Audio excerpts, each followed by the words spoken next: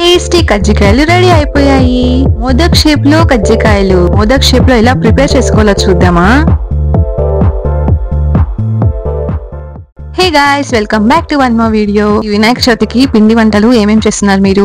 నేనైతే ఇప్పుడు కజ్జికాయలు ఎలా చేసుకోవాలో చూపించేస్తాను. ఈ వినాయక చవితికి వినాయకుడికి ఇష్టమైన మోదక్ షేప్ లో కూడా ఎలా చేసుకోవాలో అని అయితే చూపించేస్తాను. ఖచ్చితంగా వీడియో అయితే ఎండ్ దాకా చూడండి. Tasty and very easy process లో అయితే చూపిస్తున్నాను అనమాట. సో నేనైతే 2 kgs మైదా పిండి తీసుకున్నాను. క్వాంటిటీస్ కూడా ప్రాపర్ గా చెప్తాను. సో ఎండ్ దాకా ప్రాపర్ గా చూడండి. ఫస్ట్ అయితే చూస్తున్నారు కదా, నేను 2 kgs మైదా పిండి తీసుకొని ఇలా అయితే కలుపుకుంటున్నాను అనమాట. సపరేట్ గా ఇలా 4-5 చేసి పెట్టుకున్నాను. సో దట్ ప్రాసెస్ ఈజీగా అవుతుంది అని చెప్పేసి ఇలా చేసి పెట్టుకున్న తర్వాత మీన్స్ లోపల స్టఫింగ్ పెడతాం కదా, అదైతే చేయడానికి స్టార్ట్ చేశాను అనమాట. ఫస్ట్ అయితే పీనట్స్ 2 kgs పీనట్స్ వేయించుకుంటున్నాను. ఇలా వేయించుకుంటున్న ప్రాసెస్ లోనే మనం బెల్లం కట్ చేసి పెట్టుకుంటే మనకు టైం సేవ్ అవుతుంది అనమాట. సో నేనైతే ఇక్కడ బెల్లం కట్ చేసి పెట్టుకుంటున్నాను సైమల్టేనియస్ గా. వేయించిన పీనట్స్ అన్ని తీసి ఒక ప్లేట్ లో పెట్టి ఫుల్ ఫ్యాన్ కింద చల్లార్చాలన్నమాట. అలా చల్లార్చిన తర్వాత తీసుకొని వచ్చి బాగా పీల్ ఆఫ్ చేసేయాలి. పీనట్స్ తో పాటు ఇంకా శనగపప్పు అయితే వేయించుకోవాలన్నమాట.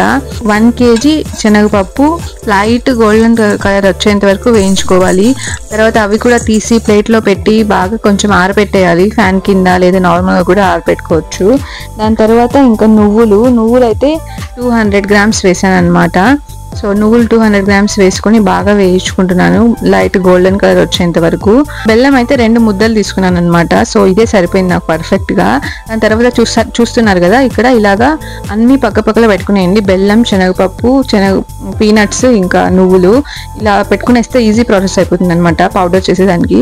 తర్వాత ఒక మిక్సర్ జార్ తీసుకొని కొద్దిగా లైక్ 2 cups పీనట్స్, 1 cup శనగపప్పు, ఇంకా కొద్దిగా నువ్వులు, తర్వాత బెల్లం 2 పిడికిళ్ళు వేసి అన్ని మిక్స్ అయ్యేలాగా మనము పౌడర్ చేసుకునేసి ఒక పెద్ద బౌల్ ఒకటి తీసుకొని అందులోకి అయితే ట్రాన్స్ఫర్ చేసుకోవాలన్నమాట.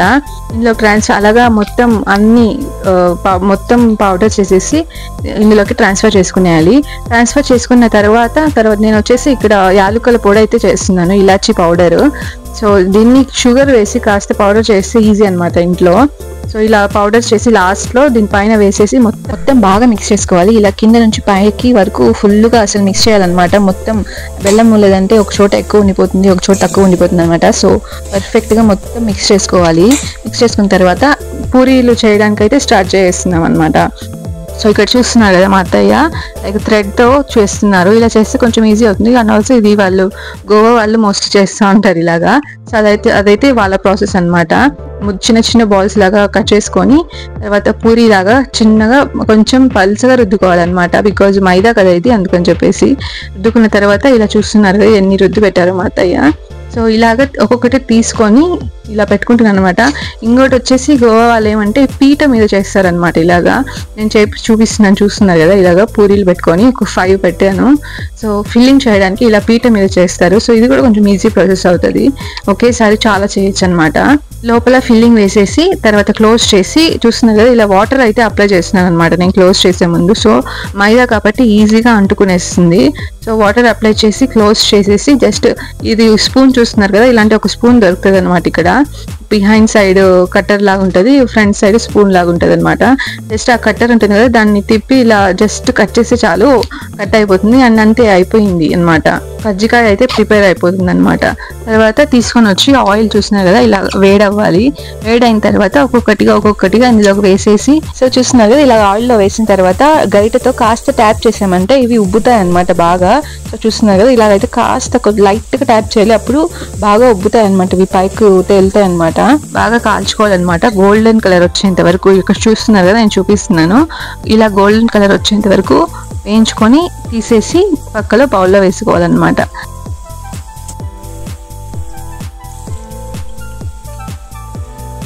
సో ఇప్పుడైతే దీని తర్వాత నేను మోదక్ షేప్లో ఎలా చేసుకోవాలో చూపిస్తున్నాను. సో ఇది చూడండి, సేమ్ ఇలాగే పూరి సైజులో రుద్దుకోవాలన్నమాట. ఇదే తీసుకొని లోపల మిడిల్లోనే ఫిల్లింగ్ వేసేసి దీనికైతే ఫుల్గా అప్లై చేయాలి. రౌండ్ ఫుల్గా అప్లై చేసి వాటర్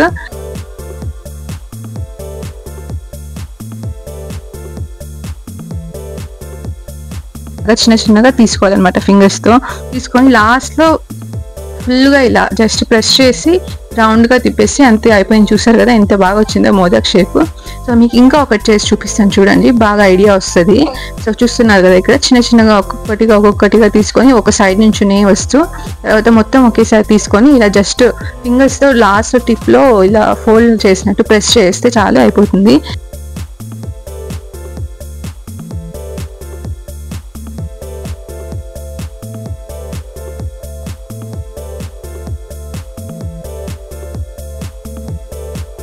ఆయిల్లో ఎలా వేయాలో చూపిస్తాను. సో మనము పైన పట్టుకొని లిఫ్ట్ చేయకూడదు అనమాట, ఎందుకంటే కింద పల్చగా ఉంటుంది కదా, విరిగిపోయే ఛాన్సెస్ ఉంటాయి. మనం కింద నుంచి తీసి ఆయిల్లో వేయాలన్నమాట, అప్పుడు ఈజీ అవుతుంది. ఇలా ఆయిల్లో వేసాక సేమ్ ఇవి కూడా గోల్డెన్ కలర్ వచ్చేంత వరకు వెయిట్ చేసి తర్వాత తీసేసి పక్కన పెట్టుకునేయాలన్నమాట. చూసారు కదా టేస్టీ అండ్ ఈజీ కజ్జికాయలు అయితే రెడీ అయిపోయాయి. సో ఇంతే అన్నమాట మనం కజ్జికాయలు చేసుకునే ప్రాసెస్. మీకు కనుక ఈ వీడియో నచ్చినట్టయితే ఖచ్చితంగా లైక్, షేర్, ఇంకా సబ్స్క్రైబ్ చేసుకోండి. మీకు ఇంకొక పిండి వంటతో నెక్స్ట్ వీడియోలో వస్తున్నాను. సో ఖచ్చితంగా లైక్, షేర్, ఇంకా సబ్స్క్రైబ్ చేసుకోండి guys. Thank you so much for watching.